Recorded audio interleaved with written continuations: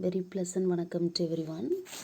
In this session, you will learn about the excess pressure inside the soap bubble, inside the air bubble, and inside the liquid drop. நீர்க்குமிழ், காற்றுக்குமிழ், சோப்புக்குமிழ் அதனோட உள்ள மிக அழுத்தம் எவ்வளோ இருக்குது, அது எந்த மாதிரி நிபந்தனையின் கீழ் இருக்குது, பரப்பு இழுவிசைக்கும் இந்த எக்ஸஸ் ப்ரெஷருக்கும் என்ன ரிலேஷன், இதை பற்றியெல்லாம் தான் இந்த செஷனில் நீங்கள் தெரிஞ்சுக்க போகிறீங்க.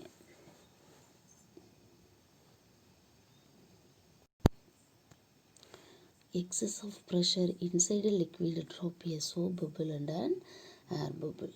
As it is discussed earlier, the free surface of a liquid becomes curved when it has contact with solid.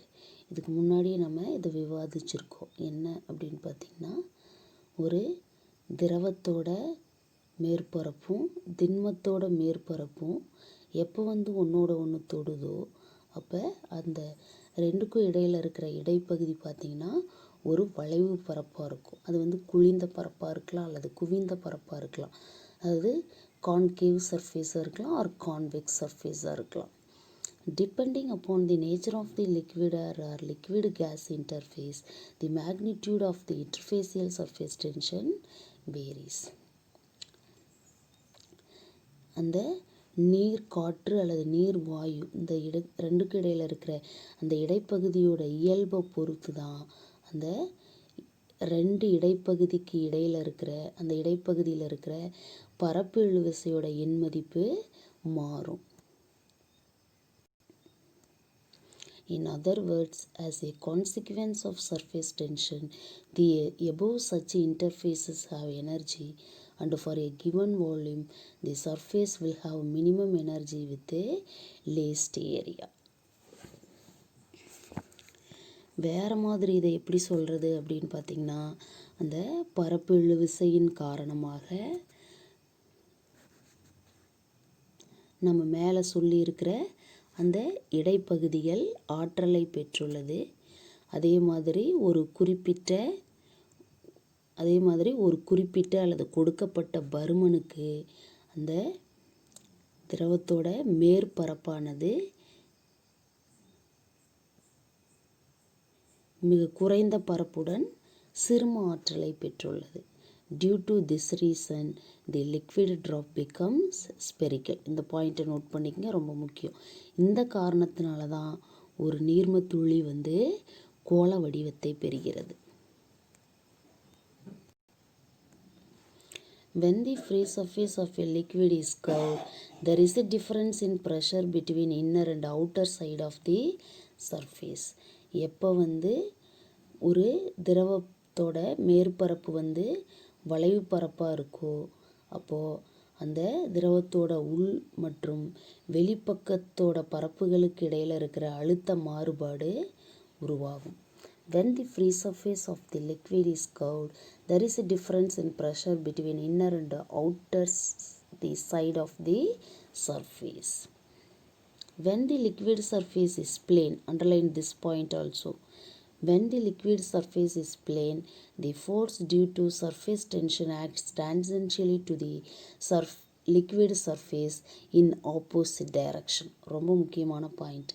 எப்போ அந்த திரவ பரப்பு ஒரு சமதளமாக இருக்கோ அப்போது அந்த பரப்பு இழுவிசையின் காரணமாக அதன் மீது செயல்படும் அந்த விசை தொடுகோட்டின் வழியே என்ன செய்யும், எதிரெதிர் திசையில் அமையும். இதுதான் சொல்கிறாங்க. சப்போஸ் அந்த இன்டர்ஃபேஸ் ஒரு பிளேனாக இருந்துச்சு அப்படின்னா இந்த லிக்விடு அண்டு ஏர் இந்த ரெண்டுக்கு இடையில் இருக்கிற அந்த இன்டர்ஃபேஸ் இது மேலே செயல்படுற அந்த surface tension acting opposite to one another அப்படின்னு சொல்லி இருக்கும். Hence the resultant force on the molecule is 0. எனவே அந்த மூலக்கூறின் மீது செயல்படுற அந்த தொகுபயன் விசை அப்படிங்கிறது சுழி மதிப்பை பெறுகிறது. ஏன்னா சர்ஃபேஸ் டென்ஷன் பிளேன் சர்ஃபேஸாக இருக்கிறதுனால surface tension acting opposite, equal and opposite, so cancel to each other. That is why the resultant force on the molecule is. இதுவும் ரொம்ப முக்கியமான point. Therefore, in the case of plain liquid surface, the pressure on the liquid side is equal to pressure on the vapor side. இதுவே in the case of plain liquid surface, சமதள திரவ பரப்பாக இருந்துச்சு அப்படின்னா அந்த உள்பக்கத்தில் அதன் மீது செயல்படுற விசையும் வெளிப்பக்கத்தில் அந்த வேப்பர் சைடு செயல்படுற விசையும் வந்து பார்த்திங்கன்னா சமமாக தான் இருக்கும். சுருக்கமாக இப்படி சொல்கிறது, உள்பக்கத்தில் அந்த திரவ பரப்பின் மீது செயல்படுற அழுத்தம் வந்து வெளிப்பக்கத்தில் இருக்கிற காற்று பக்கம் இருக்கிற அழுத்தமும் சமமாக இருக்கும். Therefore, in the case of a plain liquid surface, the pressure on the liquid side is equal to pressure on the vapor side. When the liquid surface is curved, every molecule on the liquid surface experiences forces due to surface tension along the tangent to the surface. எப்போ வந்து அந்த திரவ பரப்பு ஒரு வளைவு பரப்பாக இருக்கோ அப்போது அந்த திரவ பரப்பின் மீது இருக்கிற ஒவ்வொரு மூலக்கூறும் பரப்பிழு விசையின் காரணமாக விசைகளை உணரும். அந்த விசை பார்த்தீங்க அப்படின்னா அந்த பரப்புக்கு தொடுவியல் திசையில் செயல்படும். அந்த விசை வந்து எஃப்டின்னு சொல்லலாம். When the liquid surface is curved, every molecule on the liquid surface experiences forces Ft, Ft due to surface tension along the tangent to the surface. Resolving these forces into rectangular components, we find that horizontal components cancel out each other while vertical components get added up. ரொம்ப முக்கியமான point. அந்த விசைகளை வந்து நம்ம இரண்டு செவ்வக கூறுகளாக நம்ம பகுக்கும்போது நம்ம ஒரு விஷயம் நமக்கு தெரிஞ்சிருக்கு, கிடைத்தள கூறுகள் ஒன்றை ஒன்று சமன் செய்து கொள்கின்றன, செங்குத்து கூறுகள் ஒன்றுடன் ஒன்று கூட்டப்படுகின்றன. Resolving these forces into rectangular components, we find that horizontal components cancel out each other while vertical components get added up. Therefore, the resultant force normal to the surface acts on the curved surface of the liquid. இதுவும் ரொம்ப முக்கியமான point. எனவே அந்த கிடைத்தள கூறுகள் சமன் செய்யப்பட்டு விடுகிறது, செங்குத்து கூறுகள் கூட்டப்படுது. எனவே அந்த தொகுபயன் விசை நிகர விசை அப்படிங்கிறது அந்த வளைவு லிக்யூட் திரவத்தோட வளைவு பகுதியின் மீது செயல்படுற அந்த நிகர விசை வந்து அந்த பரப்புக்கு செங்குத்தாக செயல்படுது. ரொம்ப முக்கியமான point. Similarly, for a convex surface, the resultant force is directed inward towards the center of the curve, whereas the resultant force is directed outward from the center of the curvature for the concave surface. Concave surface இருக்கும்போது அந்த தொகுபயன் விசை பார்த்தீங்க அப்படின்னா centre of கர்வேச்சர்லேருந்து வெளிநோக்கி செயல்படுது. அதுவே convex சர்ஃபேஸாக இருந்துச்சுன்னா அந்த தொகுபயன் நிகர விசை பார்த்தீங்க அப்படின்னா அந்த சென்டர் ஆஃப் கர்வேச்சர் வளைவு மையத்தை நோக்கி உள்நோக்கி செயல்படுது. இதுவும் ரொம்ப முக்கியமான point. Similarly, for a convex surface, the resultant force is directed inwards towards the center of curvature, whereas the resultant force is directed outwards from the center of curvature for a concave surface. Thus, for a curved liquid surface in equilibrium, underline this point, the pressure on its concave side is greater than the pressure on its convex side.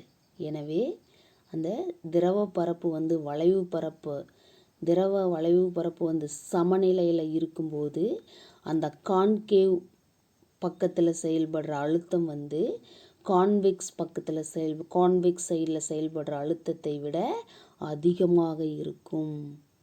Pressure at A concave side is greater than convex side. இது ரொம்ப ரொம்ப ரொம்ப முக்கியமான point.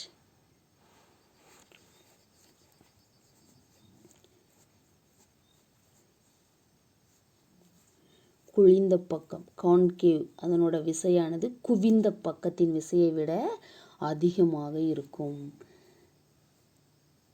For a curved liquid surface in equilibrium, the pressure on its concave side is greater than the pressure on its convex side. அடுத்து நம்ம என்ன தெரிஞ்சுக்க போகிறோம் அப்படின்னு பார்த்தீங்கன்னா air bubble, liquid drop, soap bubble. இதனோட இன்சைட்லலாம் அந்த எக்ஸஸ் ஆஃப் ப்ரெஷர் வந்து எவ்வளோ இருக்குது, அதுக்கு என்ன கண்டிஷன்ஸ் அப்படிங்கிறது தான் ஃபர்தராக நம்ம தெரிஞ்சுக்க போகிறோம். அதில் ஃபஸ்ட்டு தெரிஞ்சுக்க போகிறது excess of pressure inside a bubble and a liquid drop. A small bubble and a liquid drop are spherical because of the force of surface tension. இது முக்கியமான பாயிண்ட், ஏற்கனவே படிச்சிருக்கோம். பரப்பு இழுவிசையின் காரணமாகத்தான் என்ன நடக்குது அப்படின்னு பார்த்தீங்கன்னா இந்த சின்ன குமிழிகள், நீர்த்துளிகள், அப்படி திரவத்துளிகள் எல்லாம் வந்து கோள வடிவத்தை பெறுது. The fact that a bubble or a liquid drop does not collapse due to the combined effect of இந்த குமிழிகள், நீர்த்துளிகள்லாம் பார்த்திங்கன்னா சீர்குலையாது. அதுக்கு யார் காரணம், யாரோட கூட்டு செயல்பாடு அப்படின்னு பார்க்கும்போது wait. Combined effect of that pressure inside a bubble or droplet greater than outside. Underline this point. Inside the bubble pressure வந்து outside of the pressure விட அதிகமாக இருக்கிற இந்த கூட்டு செயல்பாட்டுனால தான் இந்த விஷயம் கோள வடிவத்தை பெறுது. அடுத்து நம்ம தெரிஞ்சுக்க போகிறது case 1. Excess of pressure inside air bubble in liquid. திரவத்துக்குள்ளே இருக்கிற காற்று குமிழோட உள்ளே இருக்கிற மிக அழுத்தம். Consider an air bubble of radius or inside the liquid having surface tension T as shown in the figure. பரப்பு இழுவிசை T கொண்ட ஒரு திரவத்தினுள் R ஆரம் கொண்ட காற்று குமிழை வந்து நம்ம இந்த படத்தில் சொல்லி இருக்கிற மாதிரி கருத்தில் எடுத்துக்கிறோம். Let P1 and P2 be the pressure outside and inside of the air bubble respectively. காற்று குமிழோட வெளியில் வந்து அழுத்தம் P1 அப்படின்னும் உள்ள அழுத்தம் P2 அப்படின்னு சொல்லியும் எடுத்துக்கிறோம்.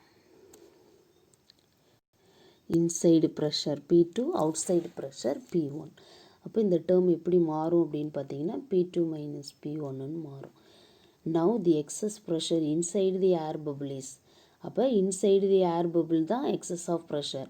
காற்று குமிழோட உள்ளே தான் அழுத்தம் அதிகமாக இருக்குது. அப்போ அதிகமாக இருக்கிறது மைனஸ் கம்மியாக இருக்கிறதுன்னு வரும். அப்போ P2 minus P1 அப்படின்னு சொல்லி இந்த டேர்ம் வரும். இதுதான் நம்ம இவ்வளோ நேரம் பேசிக்கிட்டு இருந்த அந்த காற்று குமிழ். ஒரு திரவத்துக்குள்ளே இருக்கிற காற்று குமிழ், அதனோட ஆரம் 6, அதனோட பரப்பு இழுவிசை பார்த்திங்கன்னா Tன்னு சொல்லியிருக்கு. இதனோட உள்ள அழுத்தம் அதிகமாக இருக்கும் வெளிப்பக்கத்தை கம்பேர் பண்ணும்போது.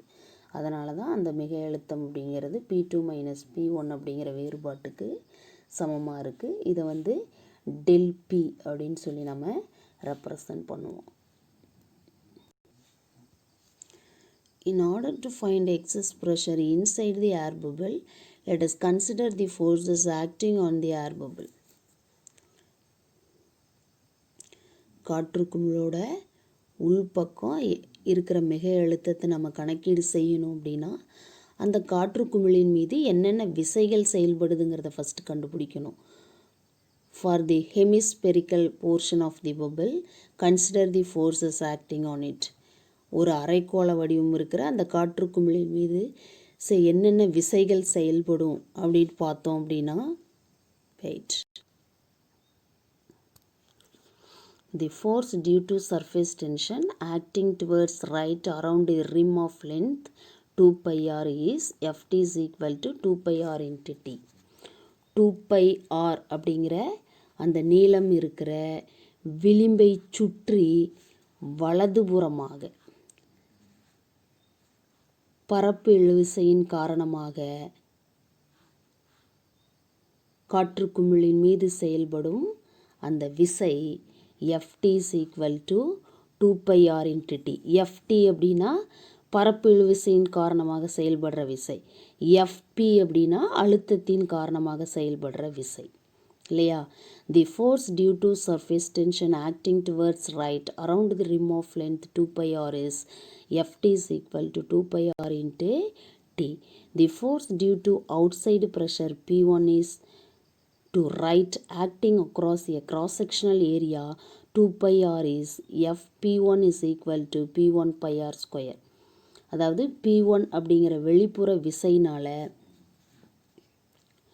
pi r ஸ்கொயர் குறுக்கு வெட்டு பரப்பு கொண்ட அந்த pi r ஸ்கொயர் குறுக்கு வெட்டு பரப்பில் வலதுபுறமாக செயல்படக்கூடிய அந்த அழுத்தம் P1னால் உருவான விசை பார்த்திங்கன்னா Fp1 is equal to P1 pi r square. The force due to outside pressure P1 is to right acting across a cross-sectional area of pi r square is Fp1 is equal to P1 pi r square. அடுத்து the force due to pressure P2 inside the bubble acting to the left is Fp2 is equal to P2 pi r square. P2 அப்படிங்கிற உட்புற அழுத்தத்தினால் காற்றுக்குமிழில் இருக்கிற உள்ள P2 அப்படிங்கிற அந்த அழுத்தத்தினால் ஏற்படுற இடதுபுறமாக செயல்படக்கூடிய அந்த விசை வந்து Fp2 is equal to P2 pi r square. இப்போ என்னாச்சு அப்படின்னா என்னென்ன மாதிரி விசைகள் செயல்படுது, அந்த விசைகளோட எண் மதிப்பு என்னங்கிறத நம்ம கண்டுபிடிச்சிட்டோம், மேக்னிடியூடு டிட்டர்மைன் பண்ணியாச்சு. இப்போ என்ன ஆகுது அப்படின்னா ஃபோர்ஸஸை பேலன்ஸ் பண்ணணும். அந்த ஃபோர்ஸஸை பேலன்ஸ் பண்ணணும் அப்படின்னா ஏர் பபிள் இன் ஈக்லிபிரியம் கண்டிஷனுங்கிறத எடுத்துக்கணும். As the air bubble is in equilibrium under the action of these forces, இந்த விசைகளை பொறுத்து அல்லது இந்த விசைகளோட செயல்பாட்டினால அந்த காற்று குமிழ் வந்து சமநிலையில் இருக்குது அப்படின்னு எடுத்துக்கிட்டோம் அப்படின்னா இங்கே எக்ஸஸ் ஆஃப் ப்ரெஷர் இன்சைடு தான் அதிகமாக இருக்குது, அப்போ ஃபோர்ஸ் இன்சைடு அதிகமாக இருக்குது. அப்போ Fp2 is equal to Ft plus Fp1க்கு ஈக்குவலாக இருக்கும். அப்போ Fp2ஓட value P2 pi r square and Ft is 2 pi r into T and Fp1 is P1 pi r square. நம்மளோட கன்வீனியன்ட்டுக்காக இந்த ரைட் சைடில் இருக்கிற செகண்ட் டேர்ம் லெஃப்ட்டுக்கு கொண்டு வரோம். அப்படி லெஃப்ட்டுக்கு கொண்டு வரும்போது இந்த டேர்ம் மைனஸாக மாறும். மைனஸாக மாறும்போது P2 pi r square minus P1 pi r square is equal to 2 pi r into Tன்னு கிடைக்கும். இந்த டூ டேர்ம்ஸ்லேயும் pi r ஸ்கொயர் காமனாக இருக்குது, ஸோ வெளியில் எடுத்திருக்கோம். therefore P2 minus P1 into pi r square is equal to 2 pi r into T. இங்கே P2 minus P1 அப்படிங்கிறது தான் pressure difference, that is nothing but excess pressure inside of the air bubble. Therefore P2 minus P1 is equal to இந்த pi r square right சைடில் கொண்டு வரும்போது டினாமினேட்டரில் வரும்.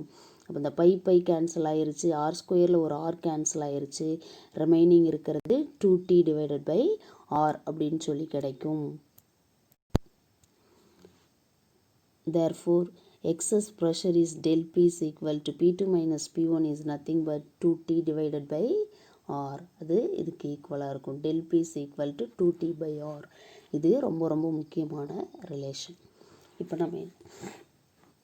என்ன பண்ணியிருக்கோம் அப்படின்னா ஒரு லிக்விடுக்குள்ளே இருக்கிற ஏர் பபிளோட இன்சைடில் எக்ஸஸ் ஆஃப் ப்ரெஷர் எவ்வளோ இருக்குன்னு டிட்டர்மைன் பண்ணியிருக்கோம். இதே மாதிரி இன்னும் 2 cases, soap bubble and liquid ட்ராப்போட இன்சைடில் எக்ஸஸ் ப்ரெஷர் எவ்வளோ இருக்குன்னு கண்டுபிடிக்க போகிறோம். அதுக்கான கண்டிஷன்ஸ் என்னென்ன அப்படிங்கிறதையும் பார்க்க போகிறோம். Excess pressure inside a soap bubble, soap குமிழுக்கு உள்ள மிக அழுத்தம். Consider a soap bubble of radius R and the surface tension of the soap bubble T as shown in this figure. இந்த படத்தில் சொல்லி இருக்கிற மாதிரி அந்த சோப்பு குமிழோட பரப்பிழு விசை T அப்படின்னும் அதனோட ஆரம் R அப்படின்னு சொல்லியும் கன்சிடர் பண்ணிக்கிறோம். A soap bubble has 2 liquid surfaces in contact with air and one inside the bubble and other is outside the bubble. அந்த சோப்பு குமிழ் இருக்கு இல்லையா, அதுக்கு வந்து 2 திரவ பரப்பு இருக்குது. காற்று கூட தொடுதலில் 2 திரவ பரப்பு இருக்குது. ஒன்று உள்பக்கம், இன்னொன்று வந்து வெளிப்பக்கம் இருக்குது. A soap bubble has 2 liquid surfaces in contact with air, one inside the bubble and other is outside the bubble. இதுதான் சோப் பபிள். இது வந்து ஒரு ஹெமிஸ்பியரு, அதே மாதிரி இது ஒரு ஹெமிஸ்பியர். அதனால தான் இந்த சோப் பபிளை பொறுத்த வரைக்கும் 2 ஸ்பெரிக்கல் சர்ஃபேஸ், 2 லிக்விட் சர்ஃபேஸ் இருக்குது. அப்போ அதுக்கு தகுந்த மாதிரி எக்ஸஸ் ப்ரெஷர் வேரி ஆகும். அது எப்படிங்கிறத தான் இப்போ தெரிஞ்சுக்க போகிறோம். Therefore, the force on the soap bubble due to surface tension is 2 into 2 pi r into T. எனவே பரப்பு இழுவிசையின் காரணமாக அந்த சோப்பு குமிழ் மீது செயல்படுற விசை 2 into 2 pi r into Tக்கு சமமாக இருக்கும். 2 pi r into Tங்கிறது ஏற்கனவே நமக்கு தெரிஞ்சது தான். அந்த அரை வட்டத்தோட சுற்றளவு 2 pi r, அதன் மீது அதனோட பரப்பு இழுவிசை T. அப்போ விசை 2 pi r into Tன்னு இருக்கும். இங்கே ரெண்டு சர்ஃபேஸ் இருக்கிறதுனால 2 into 2 pi r into T. The various forces acting on the soap bubble are. அப்போ அந்த சோப்பு குமிழின் மீது செயல்படுற அந்த வெவ்வேறு விசைகள் என்னென்னு கண்டுபிடிச்சாதான் நம்ம அந்த மிகை அழுத்தத்தை கண்டுபிடிக்க முடியும். Force due to surface tension Ft is equal to 4 pi r into T towards right. பரப்பிழு விசையின் காரணமாக வலதுபுறமாக செயல்படக்கூடிய அந்த விசை Ft is equal to 4 pi r into T. இங்கே ரெண்டு சர்ஃபேஸ் இருக்கிறதுனால 2 into 2 என்னது 4. Force due to outside pressure Fp1 is equal to P1 pi r square towards right. வெளிப்புற அழுத்தத்தின் காரணமாக வலதுபுறமாக செயல்படக்கூடிய விசை Fp1 is equal to P1 pi r square. outside of the bubble pressure P1, inside P2ன்னு நமக்கு ஏற்கனவே தெரியும்.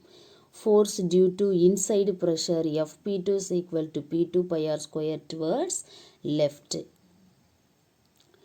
உள்புறம் இருக்கிற அழுத்தத்தினால இடதுபுறமாக செயல்படக்கூடிய விசை Fp2 is equal to P2 pi r square. இந்த pi r squareங்கிறது யாரை மீன் பண்ணுது?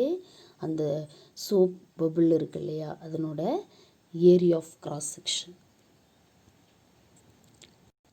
இப்போ என்னென்ன ஃபோர்ஸஸ் எந்த டைரக்ஷனில் ஆக்ட் ஆகுதுன்றதெல்லாம் நம்ம ஃபைண்ட் அவுட் பண்ணியாச்சு. அடுத்தது நம்ம எக்ஸஸ் ப்ரெஷர் கண்டுபிடிக்கணும். அதுக்காக அந்த சோப் பபிள் இன் ஈக்லிபிரியம் கண்டிஷனில் இருக்கிறதா எடுத்துக்கணும். As the bubble in equilibrium Fp2 is equal to Ft plus Fp1. இங்கே P2 இன்சைடு ப்ரெஷர் அதிகமாக இருக்கும். அப்போ Fp2 is equal to Ft plus Fp1.